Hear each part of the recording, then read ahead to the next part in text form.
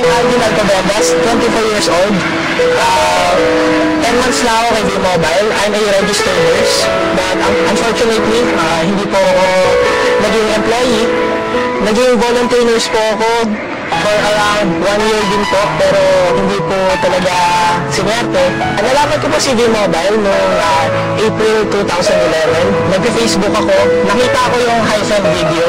Kinanta ko kung sino yung nakapangalan doon sa video. Nagkataon si Mr. Romel Aznar, yung team leader namin. Pero wala pa akong budget noon kasi umaasa ako sa parents ko na bibigyan ako ng allowance. Nagkataon noong May 10, 2011, nagkaroon ako ng pera noon, binigyan ako ng allowance. From Batangas, pumunta ako ng Ortigas sa main office ng V-Mobile at minute ko din si Mr. Romel Aznar. Pinakita niya sa akin yung business. Siyempre, may pera na ako, kaya nag-register na rin ako. Noong umpisa, wala talaga akong duda kasi nung nakita ko, marami namang paraan para kumita. At the same time, pag business, 4,000, talagang maliit na kapital. Yung buhay ko before V-Mobile, sobrang normal lang. Talagang everyday commute lang kasi wala akong sariling sasakyan. Talagang allowance ko sa parents ko pa hinihingi. Registered nurse na ako. Pero sa magulang ko pa rin ako dumedepende. Doon talaga parang naramdaman ko na kailangan, imbes na maging mabigat ako, kailangan ako naman yung nakakapagbigay sa kanila. Nakuha ko yung first check ko noong June 2011. So, 1 month na ako noon sa V-Mobile.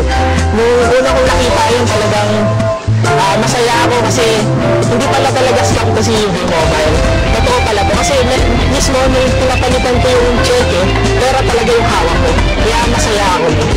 Ang naitulong sa akin yung V-Mobile, syempre unang-una financially. Imbes na humihingi ako sa parents ko ng pera, ngayon ako nakakapagbigay na ako sa kanila. Hindi lang yan, meron na akong savings. At the same time, mga damit, nabibili ko na, nakakakain na ako sa mga gusto ko restaurant. Dito ko nabili yung una kong laptop. At the same time, bumili rin ako ng projector kasi kailangan yun pag nagpe-present ka. Hindi lang yan, syempre itong bago kong sasakyan sa 2012, Toyota Fortuner.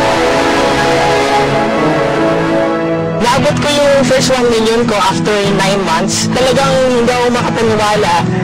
Talagang nagugulat ako. Pero masaya ako kasi talagang lahat na pinagpaguran ko, may resulta pala talaga. Kaya sobrang sarap. Totoo talaga si V-Mobile. Kahit kami dati iniisip namin na scam to. Kasi ganun talaga mga Pilipino.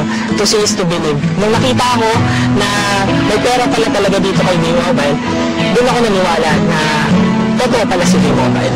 Pagpatuloy nyo lang kung ano yung nasimulan nyo. Talagang sipag at syaga lang ang katapat. Kahit na sobrang daming rejection sa akin, hindi ko pinansin, tuloy-tuloy lang. At the same time, yung nagiging natulungan nyo, gawin nyo buhay sa loob nyo. Kasi kasunod nun, habang tumutulong ka, kumikita ka na dito sa loob.